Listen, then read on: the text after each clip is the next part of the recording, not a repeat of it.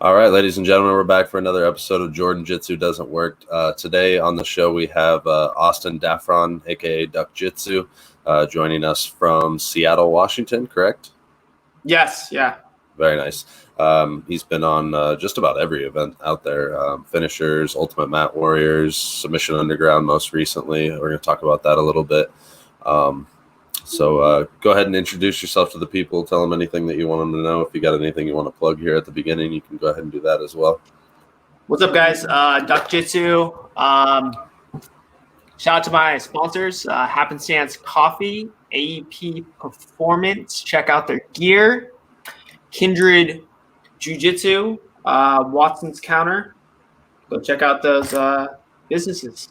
Support your local business.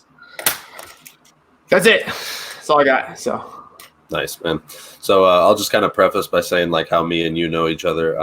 I put on events here in the Midwest, and you've done I think 2 of our events now, right? Yeah, that's correct. Yeah. You did like one of the very early ones when we were just like in the gym, just doing like real small cash prize tournaments, and then you also did like our most recent bigger show where we were actually in like a theater setting. So I think the first time you came out, you were in the 145-pound bracket, is that right? Yeah, that was my first. What would you say? Bigger tournament where I had guys from out of the state. So that was a good one. Yeah, we might get into those later. I don't know if I have those ones up on YouTube, but I know I definitely have them up on. I have them on my computer right here, so we might be able to pull some of those up. We're definitely going to watch some of the ones from that Subspectrum 7 tournament. The 135. That was definitely a rough one. I remember Keith and Damian Anderson. Those guys are both in my brackets, and some other good guys too. There's a lot of brown belts. Yeah, and that was kind of like before any too many people had probably heard of either one of those guys. Keith obviously had done a couple of our events and done really well, but I don't think he'd done too many other bigger events other than maybe like finishers at that time. So it's cool to see how much talent was in that bracket early on during one of our first events. Yeah, for sure. There's a lot of good guys in there. Yeah. So first thing we'll get into, because I was just curious, is the Submission Underground. You were recently there. You had a match against I don't know how to pronounce his last name, Chris Lencioni. Is that right?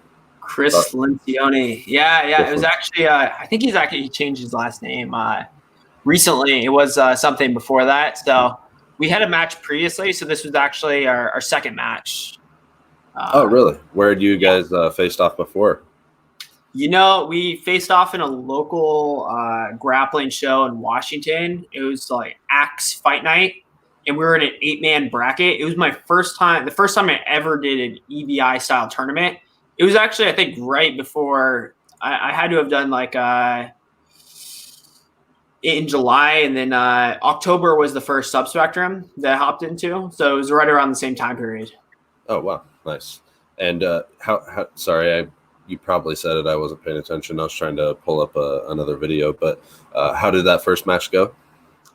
The first one, I got a rear naked choke finish in overtime. This last one wasn't, unfortunately, didn't pull it off, but they're both overtime matches. So 1-1 against each other now. Yeah, 1-1, definitely. He's a strong jiu-jitsu guy. He's really positionally really strong.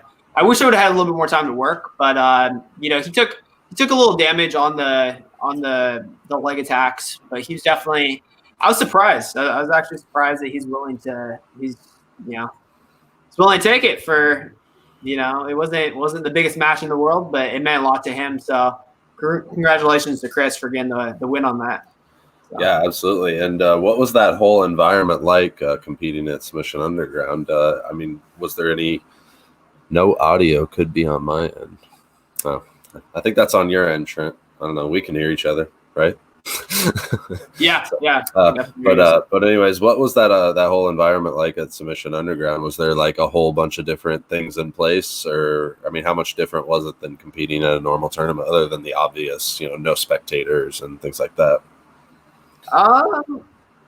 You had a bunch of little tents, so usually you'd have like 1 or 2 like warm-up spaces where everyone kind of had their own little warm-up space 1-2 mat kind of thing. So everyone had separate spaces, and you got to warm up with like the person you came with. So I think everybody was there in like a group of 2. Shout out to my buddy Jake for driving me down from Seattle.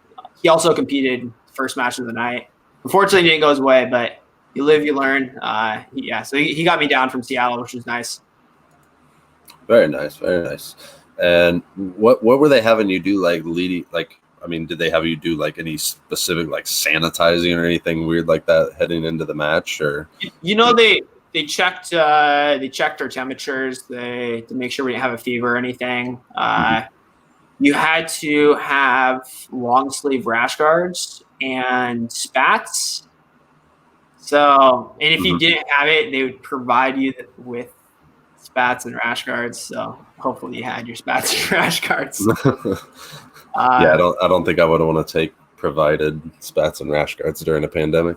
Yeah. I'm like, I don't think that's going to stop the coronavirus, but I noticed a lot of people were wearing like spats underneath, like singlets and stuff like that.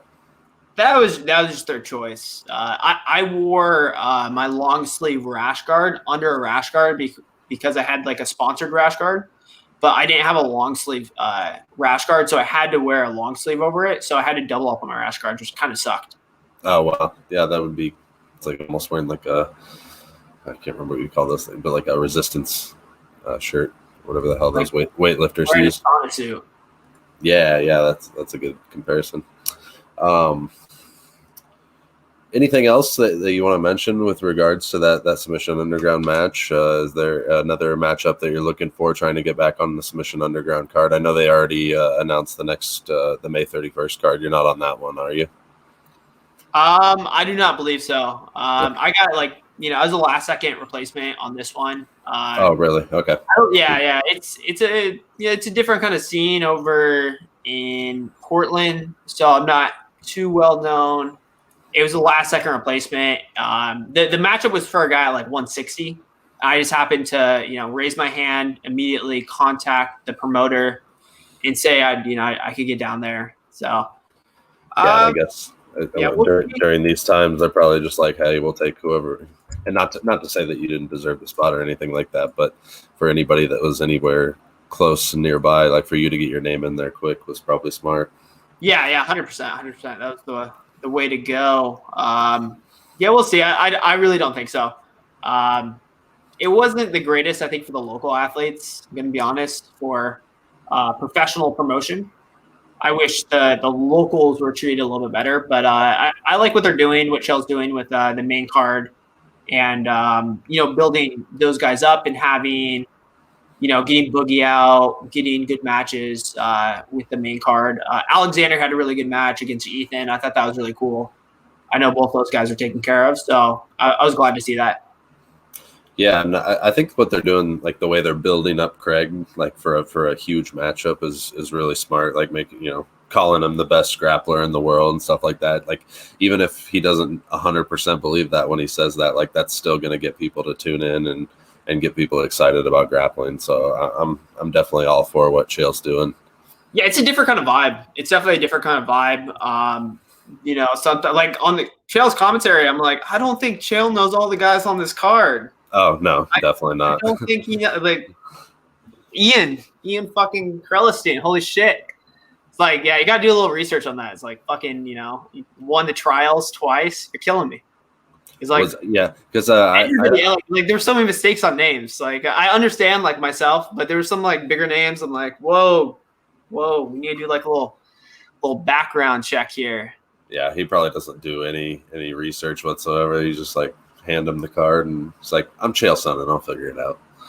Yeah. He trains with a lot of the guys. So the American top team guys, he knows them really well by name. So there's obviously going to be some bias.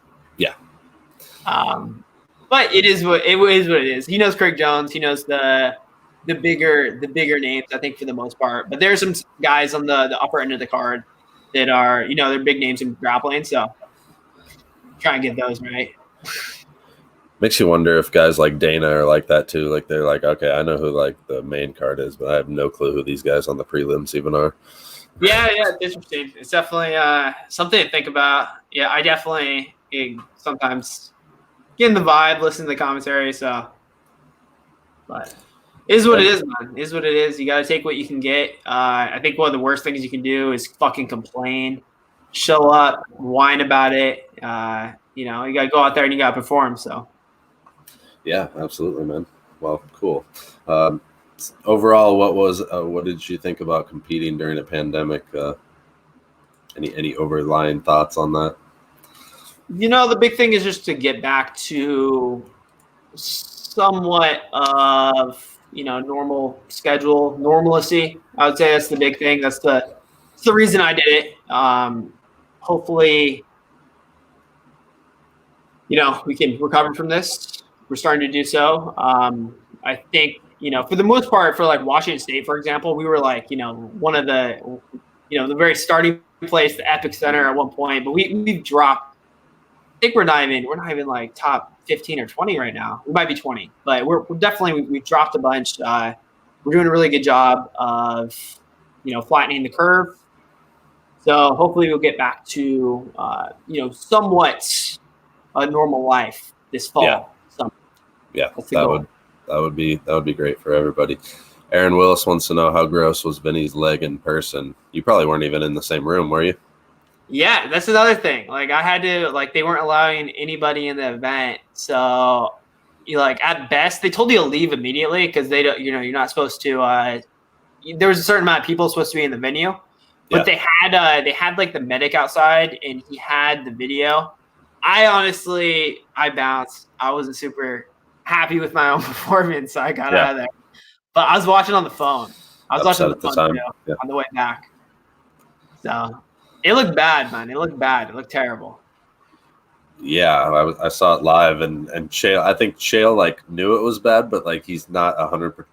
When you're really familiar with leg locks, by Craig's positioning and by Vinny's hips, it was broken at that point. And I mean, Chael was you could kind of tell he knew something was wrong, but I don't think he knew that how messed up Vinny's leg was in that position that time. I couldn't believe he kept going after that. Yeah, it's interesting because I heard Vinny wants to get back on the card. Obviously, just from the comments on the fucking psych thing, but it'd be interesting to see if they put him back on the next card. That would entertain me. They say the card is finalized. I think they've released all the matchups supposedly. Okay. So he must not be ready to go. I don't know.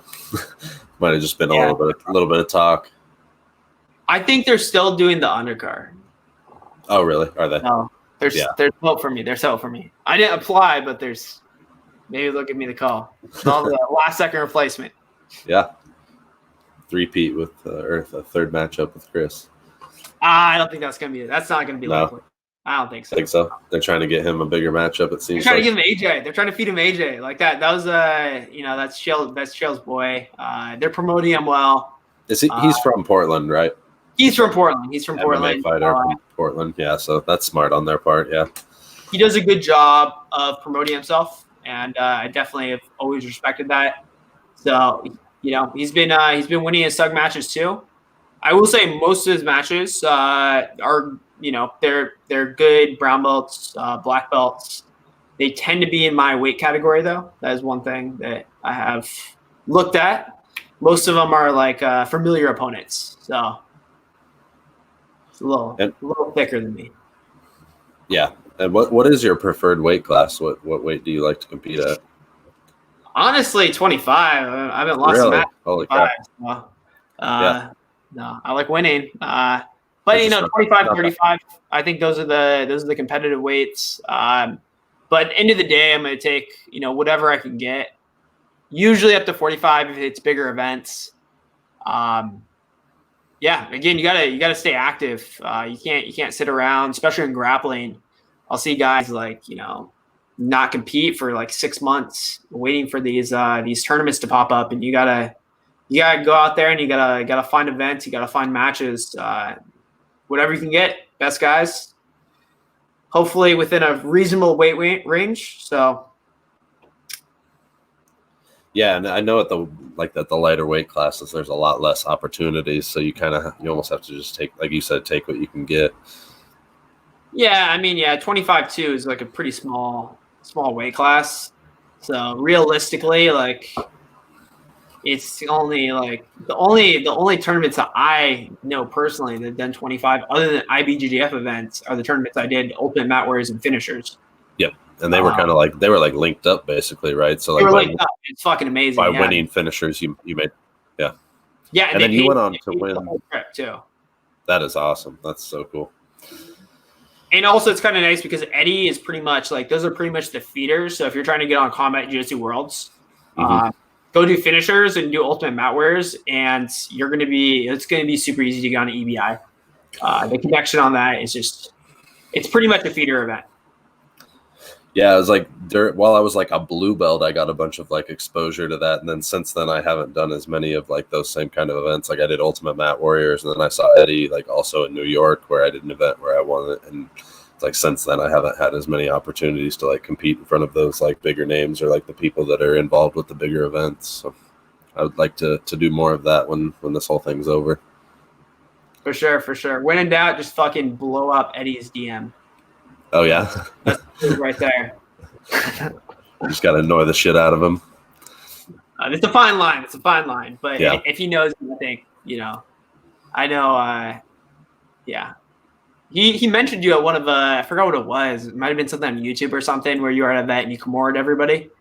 Oh yeah, he mentioned. Yeah, it. So he knows you in the mastering the system. Yeah, just yeah. Just some random dude from Iowa. I think that's what he calls me or something like that. Yeah. So. But we could get into some matches. I know there's specifically a couple matches from Subspectrum I wanted to rewatch with you on here and just kind of get your thoughts on them and just entertain the people with that. And then hold up, I need to make my screen bigger. I think. Okay, no worries. It's kind of difficult to. It's just like live. It's a little screen. So. Yeah, no worries. If I go to Facebook, it'll be. Can you still see me? Yep. Oh yeah. Yeah, it shouldn't cut away from your face or anything like that. All right, I got it. We're good. Although I think if you watch the Facebook, it might be a little bit behind, but. Oh shit! Yeah. All right. We'll figure it. We'll figure it out. I'm just watching the little screen. Okay. Yeah, we'll figure it out. Do you also have a little screen or big screen? So here, when I bring this in, it should be a little bit bigger. Okay. Does that look better?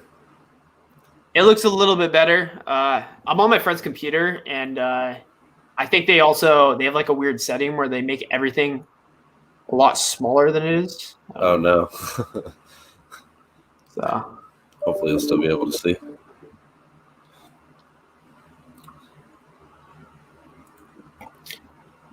You able to see that now? I can see it. It's just there's like a big live, and it has the time in front of like half of the screen.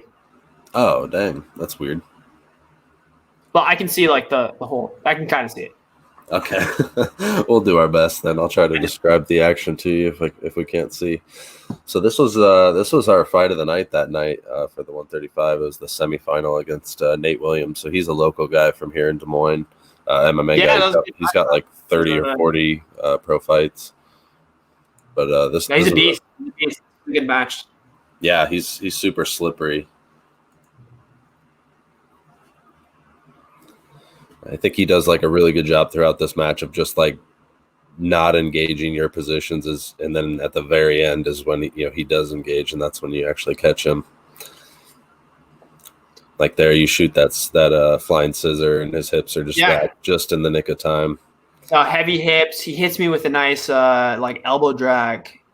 I remember good wrestling, good stance. Oh yeah, right there. Little throw by, yeah. Yeah. Got that Iowa wrestling. I don't know what his pedigree is, but a little bit better than mine. So.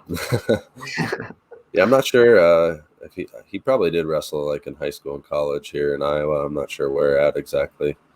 Definitely high school, for sure. High school, maybe college. I don't know. Yeah, I think he wrestled in college somewhere. I just can't remember exactly where. That makes you feel better.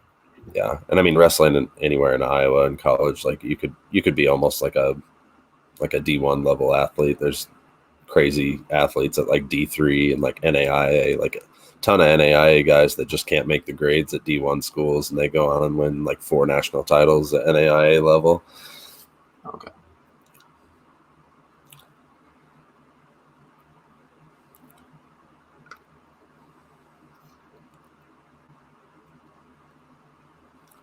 What do you remember? What do you remember about this event in general? Anything about the travel or lead up, weight cut? What do I remember? I remember I was dieting and I was like jogging for 45 minutes every day. I don't usually jog, but like when I'm making 25, I'm in the morning, I'm like jogging 45 minutes. So I remember I was doing that when I got to Iowa. I remember it was like sub freezing outside. Oh yeah, it was during like a weird like polar vortex or something. Like at night it was getting down to like -30. It was freezing. Yeah. I remember I got a hotel like a half a mile away from Adventureland, and I ended up going in the morning, and there was just like a wind chill, and I had to run into like a gas station, probably like 400 meters in. I ended up calling a Lyft to like literally take me just like a block. It was kind of sad. It was So, like, no, dude. It was that bad. Like that. Even for people that lived in Iowa, like that was just a brutal week. Like there was like 3 feet of snow like a few days before you guys came out, and then it was like -30. Like it just made no sense. Like, right as I had decided to have an event, there was like the craziest weather that we've had in a long ass time. yeah, I remember I was like, if I lose this fucking event, I'm walking home, and I ended up walking home. I was like, that lift's not coming back, so I better. Yeah. Oh, you mean after the actual event, you walked back to the hotel? Yeah, I walked back. Yeah. I remember I was like, I wasn't too happy, but I saw my buddy Jeremy out there, and I was like, oh shit, I better get my face. Not even bothered. I'm chilling. I'm good. You know, he came up. He said, "What's up?" He used to train over at Kindred Jiu Jitsu in Seattle, so it's pretty cool seeing him. He was here in Des Moines. Yeah, he's going to school out there. Oh, cool. Very nice. You did your tournament. Very cool. Yeah, there was it was weird. There were a lot of people that came down from the Pacific Northwest for this one. There was who else? I'm trying to think. One of the girls, Jessica Van, and then Jessica Van, and then Hannah Sharp. Yep. Yeah. Hannah Sharp's she's gonna be it's gonna be interesting to have her back. It'd be nice to see her against some of the higher level ladies. Yeah, there's a handful of girls that I think that might come out for the tournament that would be good matchups for her, like Nikki Sullivan. That'd be a really good match. I'd like to get her out here because she did like Sub Spectrum too back when we were just doing them in the gym also. So she did like one of our. Like, did they have a match? I feel like they might have. They did. It was at trial. I think they've faced each other maybe twice. I know for sure at trials, and then maybe IBJJF also. So yeah, and Carson. I think they're 1-1 too. Yeah, sure. I might be wrong there. But I think Hannah got her at IBJJF and Nikki got her at the trials. Yeah, that sounds about right because I know Nikki made the finals at trials. Yeah, it was a good match though. I was watching that. Yeah. It's a good like stylistic matchup too. 100%. Because Nikki's just got like that crazy flexible, like impassable guard, and then Hannah's just got like crazy pressure and super technical. Like very fun matchup. I would love to see that one again if we could get both of them out here for that. Yeah, we had her out for a seminar, so Hannah or Nikki. Anybody in Iowa, definitely bring her out. Eddie and Hannah are ridiculously good at jiu-jitsu. I'm gonna have both of them out for the next event. I'm running like a little promotion, and the idea would be to get like Hannah on the next one. One of our training partners, Eddie, did our last event, and he won the 170 division, so that was pretty cool. Yeah, he's a beast. He when they were out here for this, he did the day tournament, and he ran through like a bunch of dudes in his weight class, and then I think he did pretty good in the absolute also. Yeah, no, he's really good. So yeah. The next one, get Hannah a bracket, and then they'll both have like a championship chain, and then have them out for a seminar, and they'll do like the team change seminar. Perfect. She already has one from Chicago though. So. Yeah, the Midwest finishers. Yeah. That's where I got that. Did you ever do their event? Were you on one of their cards? I did the 135 one. Okay, that must have been. I think it was a different one than the one. Because I was in the 170. That was a different event. Yeah. I did the most recent one. It wasn't the best training camp. I had a torn meniscus, and I've had a torn meniscus for a really long time, but it was torn on both sides, and it was like locking out, which is normal. But it was locking out and not coming back into place, and I wasn't able to walk on it for over 2 weeks. And I was like on the fence on pulling out, but it ended up like healing, and I was able to get like a 2-week training camp.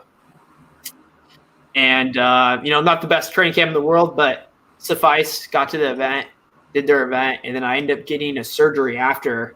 Ended up locking out again like right after, so it was like perfect timing. Got a nice little triangle attempt here. Oh, dang, like a belly down triangle. Yeah. I can hardly see it, but no, I remember he got out of there. I had it locked too. He's a beast. Yeah, he's like you said, he's super slippery. Like he can just find like just the like littlest like centimeter of space and get himself just out of danger to get himself out of a submission attempt or out of trouble. He was one of the first guys I started training with. I remember him throwing me on my head one of the first days. Like I like leaned into him with like I think he had double overhooks and he just threw me on my head. Okay. I think my neck is still kind of messed up from it actually. Yeah. I think I was watching his matches and he had strong front headlock game. So shorter dude, so I had a more upright stance, trying to avoid that.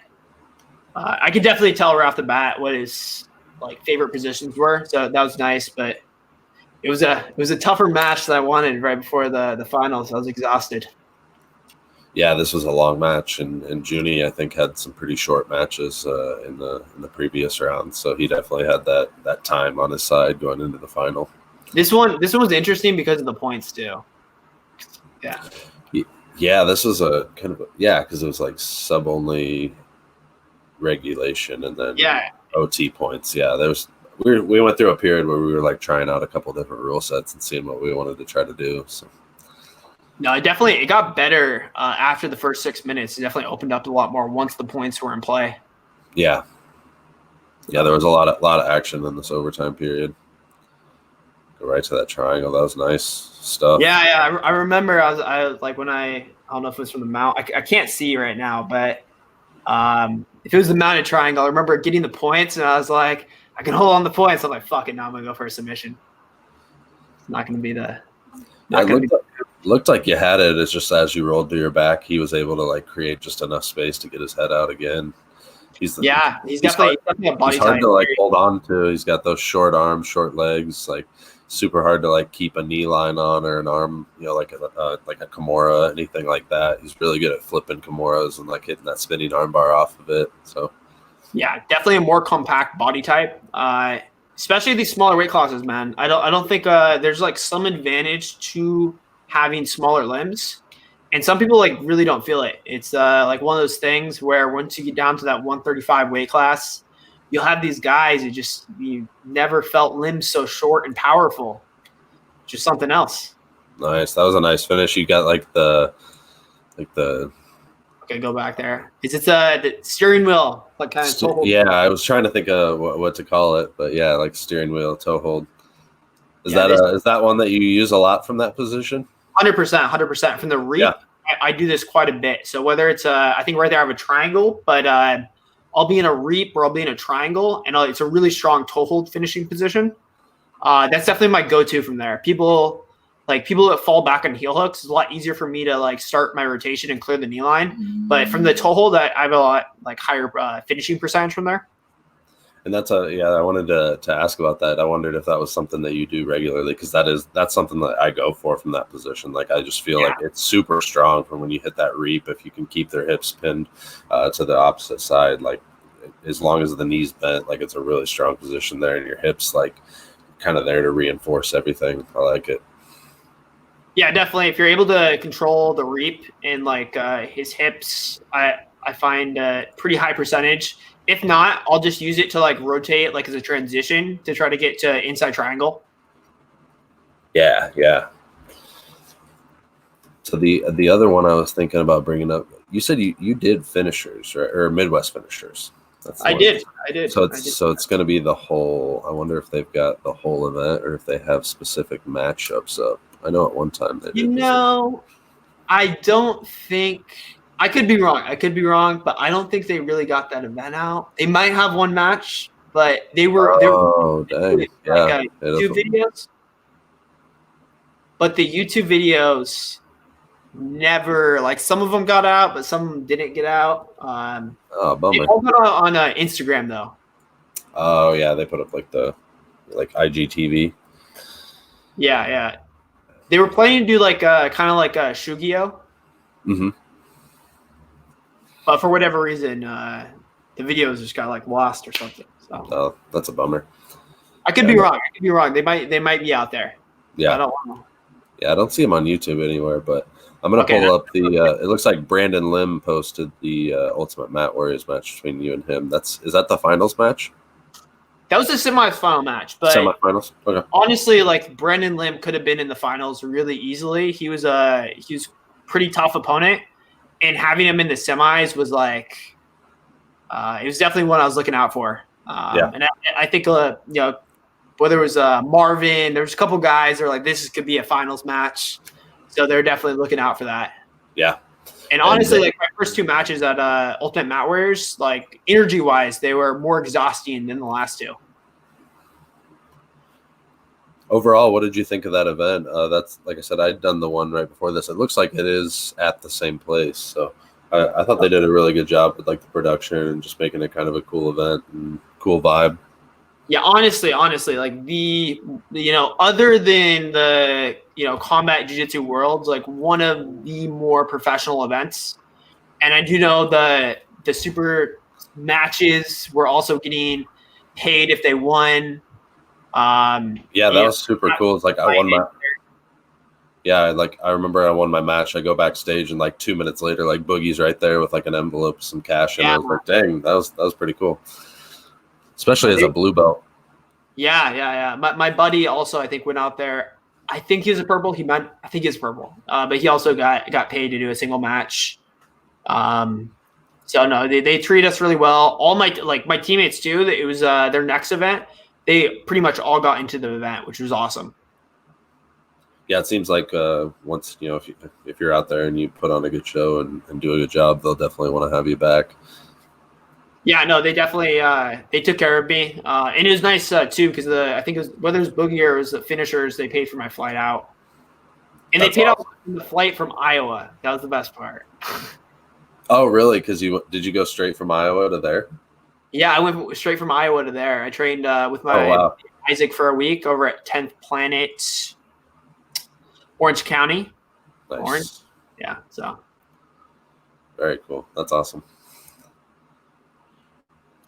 A lot of throat checks in this match. That's the advantage of the 125 division. I'm a little bit bigger there. Got the reach advantage on all of them. Yeah. It's a different thing when I'm usually smaller than 90% of the people I grapple against. So it's a weird thing to be. When you do 125. Yeah. I can just. You actually probably feel a lot bigger than most of the guys. No, yeah, 100%. There's multiple times where there's this match where I'm just standing up in full guard. Marcelo Conan, who's a really good IBJJF black belt, he had like a fully locked in Kimura from full guard in one of the matches, and I was just like chilling, ended up working out. That was at Combat Jiu-Jitsu Worlds? No, that was at Ultimate Mat Warriors. Oh, really? Right. Yeah. Oh, so you had him in the early rounds then? No, I had him in the next round. So this is in the finals. Okay, gotcha. Yeah.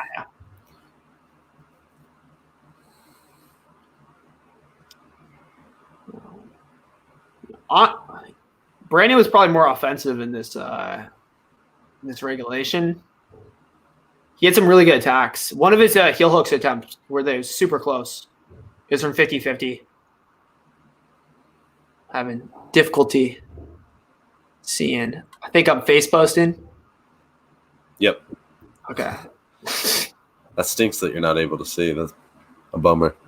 But yeah, he's got it's a live that's covering it, so I don't know what it is.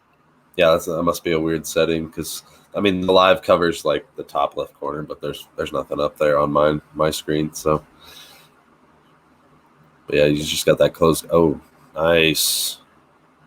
As he opened his closed guard, he went to 50-50. Now he's trying to pass the foot off to the inside. Yeah. This is probably one of the exchanges.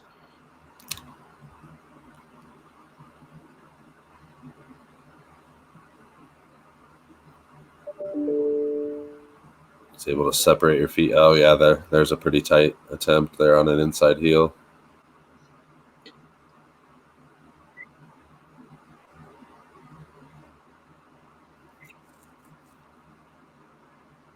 He stays with it for another one too. Looked like you were going to be able to get out there. Yeah, usually these positions I look to counter a lot, sometimes a little bit too much. I'm really bad about that too. Just like sitting in a leg lock position, be like, "You can't finish me," and then being like, "Oh shit, maybe I should get out of here before I get finished." Yeah. I was a little bit too confident, I think, in some of these positions. Yeah, I remember the week before when Junie got me. I was close. I was really close to my knee popping. But I was like, I still got Ultimate Mat Warriors. But Ultimate Mat Warriors, I wasn't thinking that. I was like, no, fuck this. You're going to have to pop my shit. So yeah, you didn't have anything planned for after this. So. Yeah, I didn't have anything planned. So I had no other plans. I was like, $3,000 on the line. You're going to have to get a little air pop to get the finish. Is that how much it was? $3,000? It was. That's a pretty decent purse. Yeah, for sure. Yep. Sweet belt. Toriando, bad heel hook attempt, throwing back, clears the foot.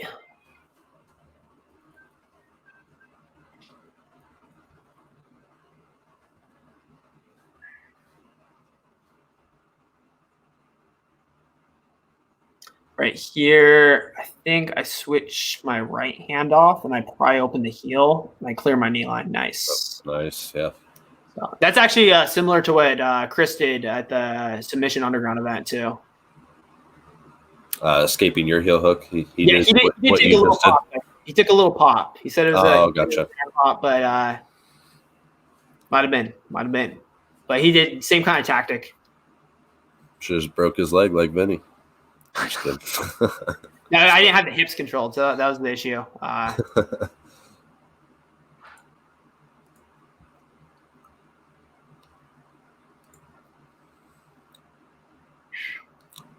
Back to this, my Wagner game. I like it. One thing that helped me out a ton in this position that I didn't used to do is just getting head over head positioning. I used to always get knocked over by people just grabbing my legs. But definitely I'm pretty I'll definitely allow people to get to my legs on a scoop grip, but I won't allow them to I try to avoid at all costs getting knocked over like that. So just keeping that head over head position, kind of pinching the knees. Is this a position you feel like you see more in the lighter weight class? I feel like you don't see this as much in the especially at least in submission only. You don't see this as much in the bigger weight classes. Is this a little bit more common for the smaller weight class, like this closed guard game with the scoop grip and? I think so. I think anywhere you have good full guard players, you're going to see this game. Mm-hmm. The issue is getting to the full guard and submission grappling. You see it so little, and nowadays you're not getting as many good full guard players. But at this event, you had Brandon, who's a pretty good full guard player, full guard to rubber guard. So he'll start off full guard, he'll start climbing up and getting into his rubber guard game. And then you had Marcelo Conan, who's a really, really, really good full guard player as well. Yeah, he's known for his close guard for sure. Yeah, it's just so hard to get people to full guard. You kind of see in this event, Brandon was flying, which he did it. He pulled it off. All power to him. But I definitely don't landing on my neck if I fail the attempt. It kind of sucks. So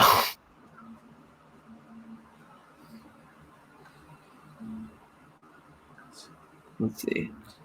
Let me work on my guard passing here.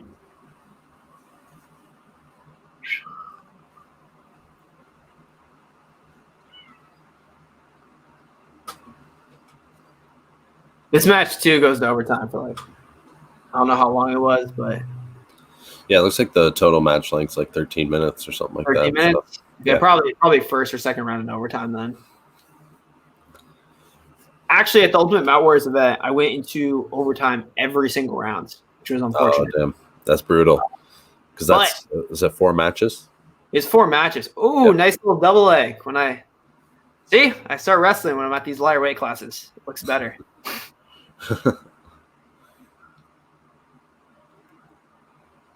You can just bully them. Yes, it's great.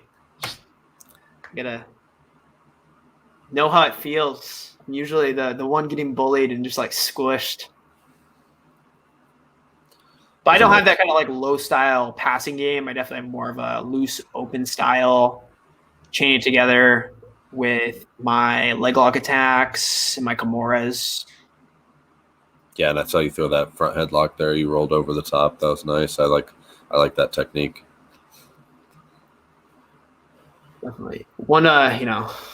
I've been working on my low passing though. So this is something I wish I had a little bit more of, probably for this match. Because it's one of those things, it's very size dependent. When a guy's like relatively my size, maybe a little bit bigger, I can get it going. But against like gigantic freaking hips and legs, it's just so difficult. Oh, yeah. Anything from the bottom position is a lot more. Well, I lost my train of thought there.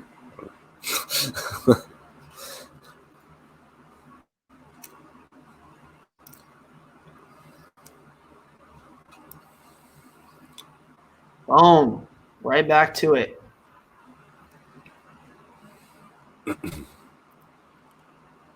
Yeah, like half this match is Brandon with the scoop grip, like kind of full guard position.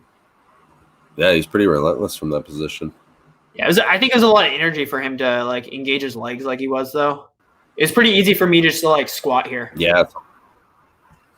Yeah, it's a lot of leg and core strength, especially if you don't get that full, like, strong close guard and you're just trying to climb the whole time. That can be pretty exhausting. Yeah, I think he was reluctant to play, more of the leg game versus he's trying to get to – it seemed like he's trying to get to high guard and then work his rubber guard game. Because I was giving him transitions to legs. Like, I was fine with losing from there, but I was like, I am not going to get freaking rubber guard.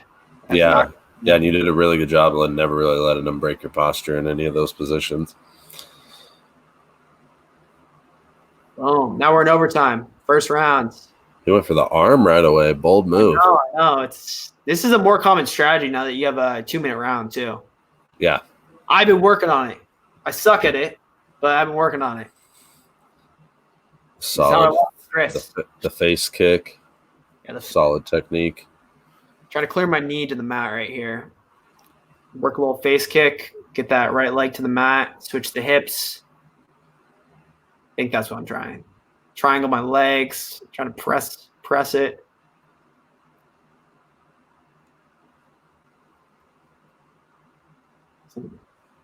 He's really committed to that scoop grip on the leg because you had There's so much more control once you have that scoop grip. Yeah. I was going to say, because your arm was unprotected, and he just still, instead of going 2-on-1 and trying to finish the arm, he stayed with the scoop grip. So, yeah, that is definitely more of a choice. Yeah, once you're able to get to that up to your knees, stack, get some wiggling going, a little movement, limp arm, then just say, "Fuck it, I'm gonna lift him up. I'm gonna deadlift him." Yeah. Hold on a second.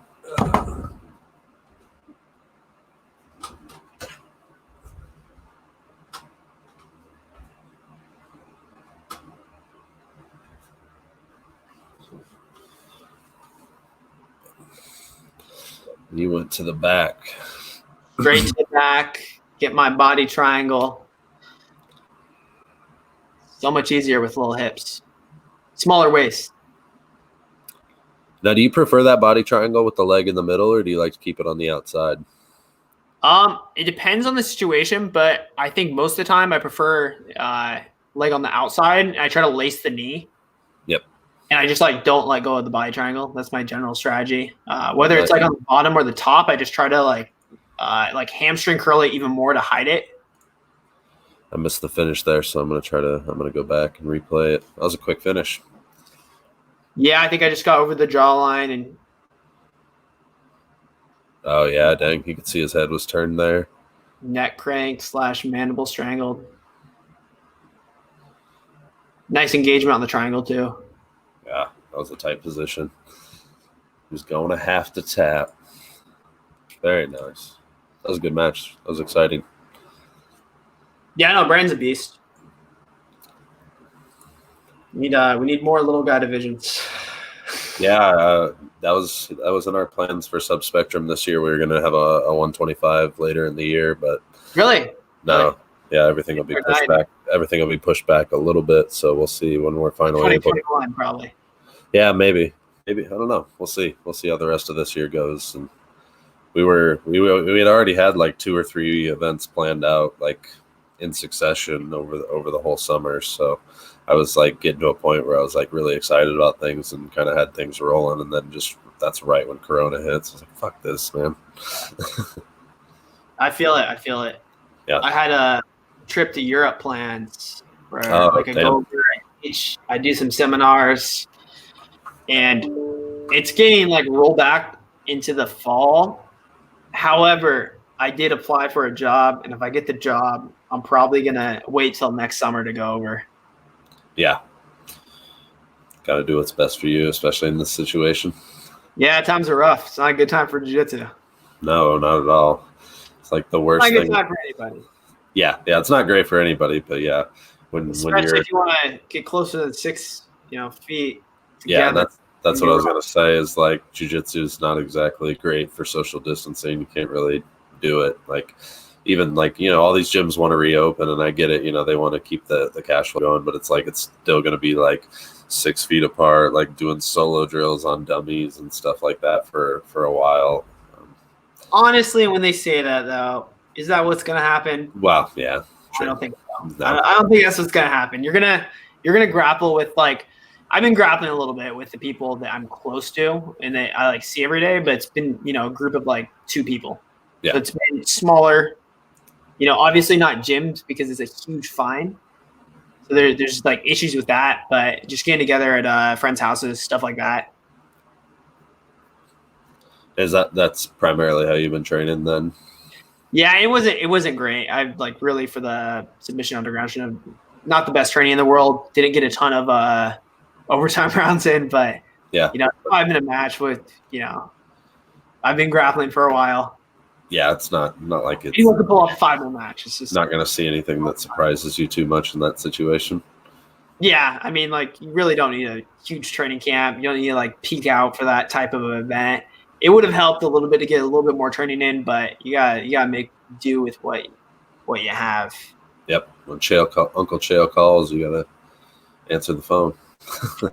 Yeah. Actually, he doesn't do the matchmaking for that. No, I'm just messing. It's Heather, right? Heather, yeah. So. Yeah. Nice, man. Well, before we get out of here, I know you run an event out there, right? What's that called? That is called Washington Submission Series. Washington Submission Series. And how many events have you guys done? Is it kind of describe to us what the event is? Is it like an open tournament or just like a pro invitational? Or? Okay. So it's like the shitty version of what you do. Don't say that, man. Because I'm the shitty version of what like somebody's shitty version of somebody's shitty version. So yeah. Don't definitely worry about like the cash prize tournament. It's nice. You can check it out on YouTube. We decent video for that. The first time around we had really good grapplers in it, but the live stream crashed. Our internet wasn't great at the event we did it at. So we had Sean Weisenberg win the event, and we had Keith Kokorian out there too, and Matt Kwan. So we had 3 really high level guys. So it was just like it was ridiculous. Nice, man. Yeah. At the last event we had what's that? Keith and sorry, I didn't mean to talk over you there. Sometimes the audio's off by just a couple seconds. Keith and Sean faced off in that in that event, right? They did. How did that one go? I can't even remember. So Sean obviously won the tournament. Okay. I would say I don't want to make any excuses for Keith, but he did have a harder lineup to the bracket, and he asked me for it. He literally was like, "Can I get so and so?" Yeah, I'm like, "This guy's a really good black belt." It's like you're getting him in the second round. Like whoever it would have been, it would have been a lot harder for that individual on one side to get to the bracket because you're going to have two really good guys go at it in the semifinals, and they have to pull it off in the finals. And he also did like a seminar right before, rolled with everybody, trained with me like right after he got off the plane. So yeah. Keith's a beast. He'll never shy away from helping out. I remember like the night before he won like our 155-pound tournament, he's like helping lift mats and stuff. I'm like, dude, go sit down. Like, I don't want you getting injured or like doing anything messed up. He's like, no, I'm gonna help you guys. I'm like, all right, whatever. Yeah, no, super cool guy. That being said, Sean pulled it off. He's also an animal. Oh yeah. No shame in losing to Sean.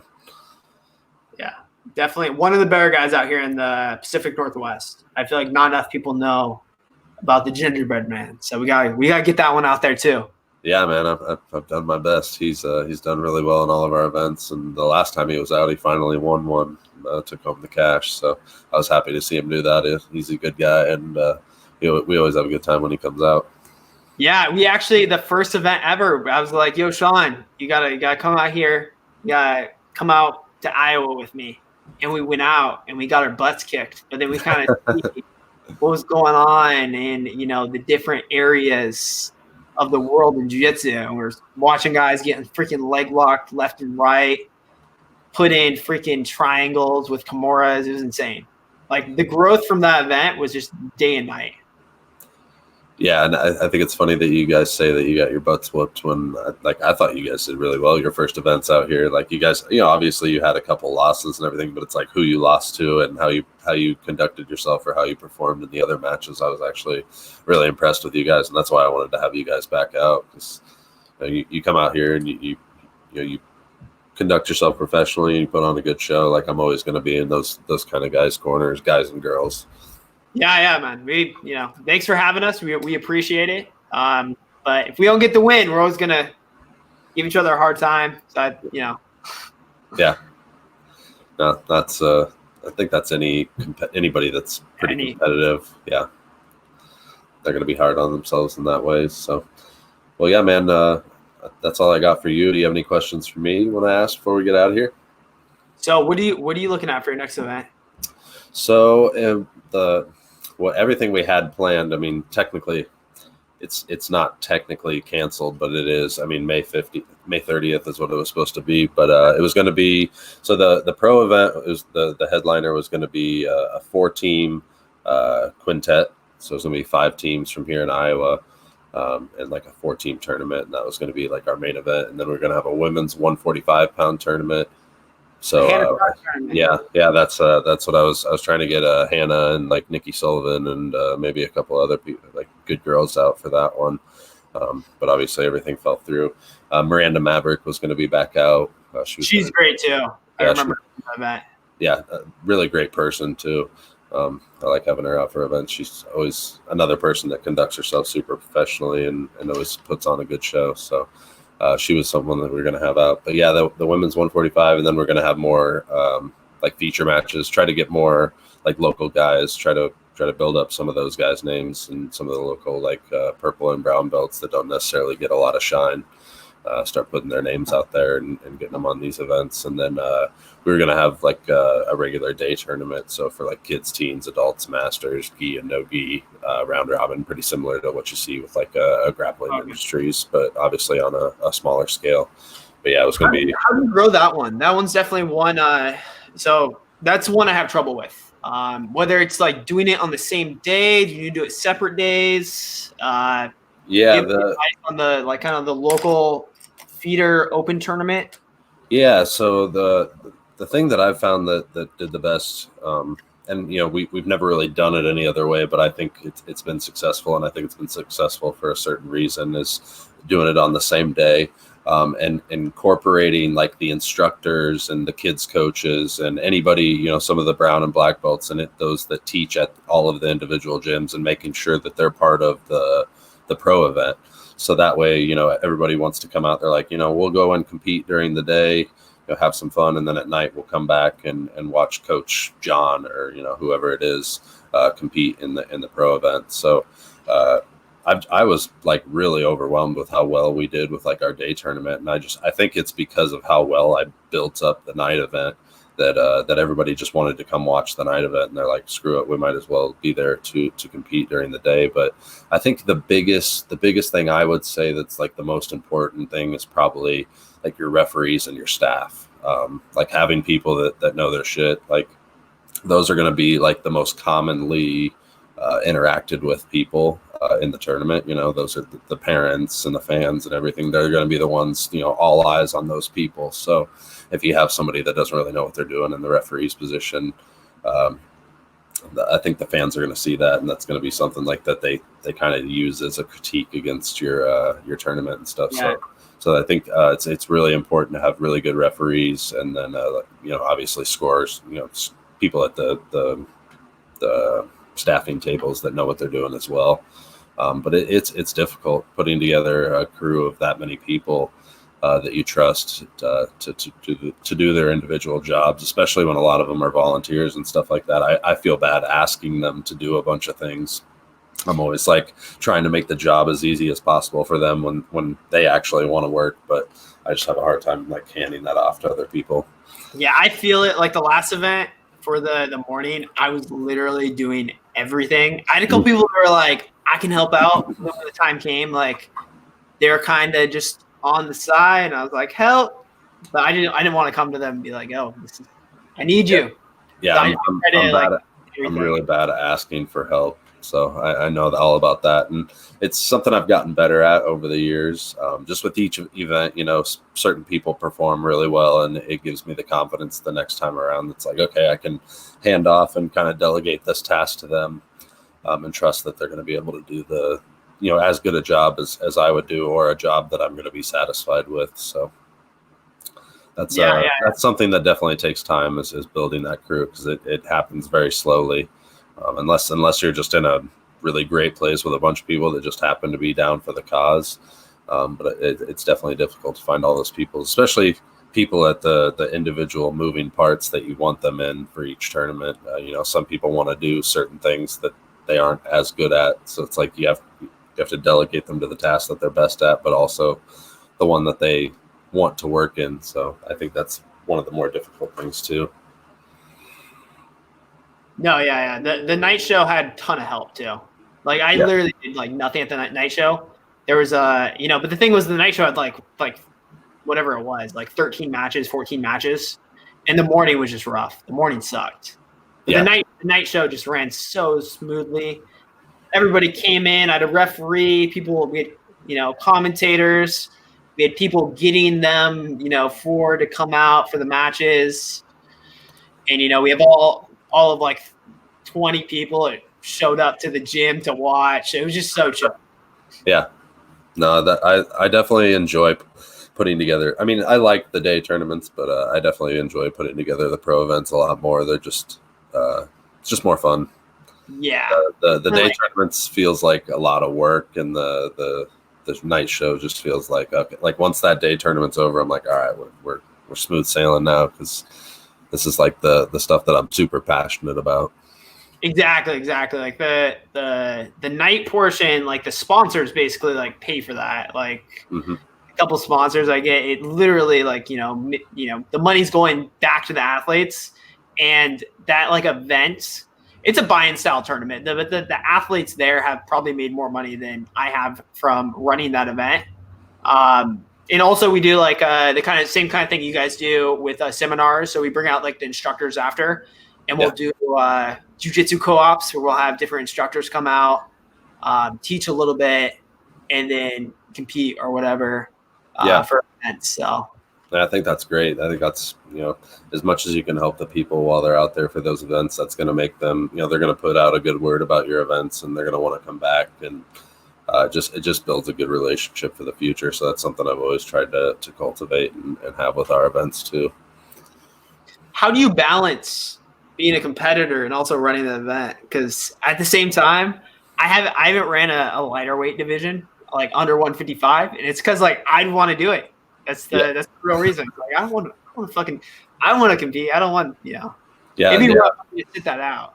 Yeah, I just have to tell myself that, I mean, if I'm going to do it, it's just going to be a one-off match. I'm not going to put myself in any of the brackets or anything where I could like make my own money back. I think I wouldn't feel right about doing that. So I've always just made sure I didn't do that. There was one time I had to jump into a bracket, but it was a 190-pound bracket. So I was like, I'm pretty positive I'm not going to win this. So I think I'll be all right jumping into this one. Yeah. I definitely I've definitely thought about it because I haven't done like anything under 150, and I think just sitting it out would be the way to go. Yeah. Tough. You kind of have to when it comes to your own events, because like how bad does that look if you end up winning your own bracket and they're like even if you decide like, oh, I'm going to give all the money to the second place person, like it just kind of takes the sting off of it. So hey, the guys and finishers, they compete in their events. Yeah, that is true. I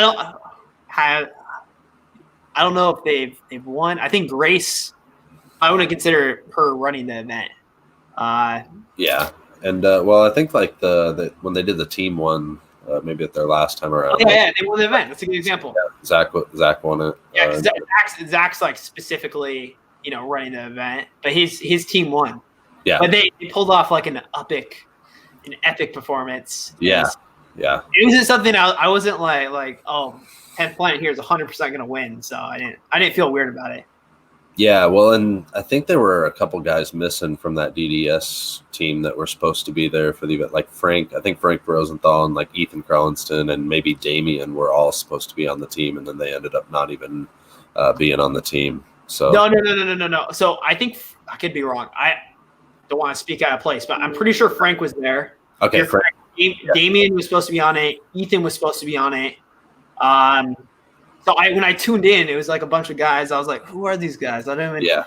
I think I saw like Frank. There's one other guy that was supposed to be on the team that was on the team, but they had a bunch of last-second replacements. Definitely Ethan wasn't on the show, and definitely Damien. I feel like there might have been one more even that they didn't show, but definitely those two guys. Yeah, that makes a difference, because I remember I was doing like a breakdown previous to that event, and I'm not trying to take anything away from 10th Planet. So if any of you guys like listen to this, I'm not trying to shit on you guys or anything, but like I had done a breakdown and I said like I think Ethan Crowenston's going to be too much of a problem for everybody in this event. Like he's going to be the reason that DDS is able to win. So for him to not be in there, I was like, well, even though I was wrong on my prediction, it's like it's a little bit different. Playing or board game that we were playing than if he was in there. But all credit to Zach for pulling it off, because of course. It was neck and neck. They got it. I don't know exactly how it worked. I don't know how the tag team worked, but Zach came out there last. They're doing like overtimes, and then boom, gets the victory and walks out of there. Yeah, that was pretty epic. I remember I did a breakdown of that on like the following week's show, and it's pretty good. It was about as good as it gets. And then didn't he like retire? It was like all dramatic. He's run the tournament too. So I was like, this guy's my hero right here. This is what I want. I want to run my tournament. I want to win my tournament and walk off. So the last one. He's still pretty young too, isn't he? Zach? Yeah. I mean, he's like 30, 35. Can't I was be much older than that. 8, 29. Okay. Maybe 30. Yeah. Early to retire, but I guess when you're running a school and running an event and all that stuff. That's rough out here, yeah. He's probably just saying that. Who knows? He'll come back. All right, man. Well, any more questions as far as the events go? No, I think those are the big ones. Okay. The big ones. Well, yeah, man. Well, this was fun, man. I appreciate you coming on and watching some matches and giving some insight on that Submission Underground experience. So. Yeah, for sure. Yeah, you're going to be coming up for the next Washington sub. That's going to be the move right there. What's that? 170 bracket. 170 bracket where? The next Washington submission series. Oh, okay. Oh, yeah. Absolutely, man. I would love to get out there. That's one area of the country I've never been, like Pacific Northwest. So Oh, it's beautiful. It's definitely one of a kind. Yeah, I would love to get out there. So for sure, man, hit me up when you guys do that, and I'll do everything I can to make it out for that. And when we do that 125 later in the year or 2021, whenever we get to it, I'll definitely make sure I hit you up. All right, man. You'll be one of the first guys I call. Make sure the diet. It'll be great. Salad and sadness. Awesome, man. Well, real quick before we get out of here, just tell the people where they can find you, plug anything else you want to plug, and then we'll end the show. Duck_Jitsu on Instagram. Duck_Jitsu on YouTube. I'm playing around with making some really bad videos, doing some practice ones, some breakdowns. So don't give me too hard of a time. And I think, those are the big ones. So. Nice. Cool, man. Well, right. Thanks again for doing this, and we'll talk to you soon, man. All right, I'll see you, brother. Yeah, have a good one. Yeah.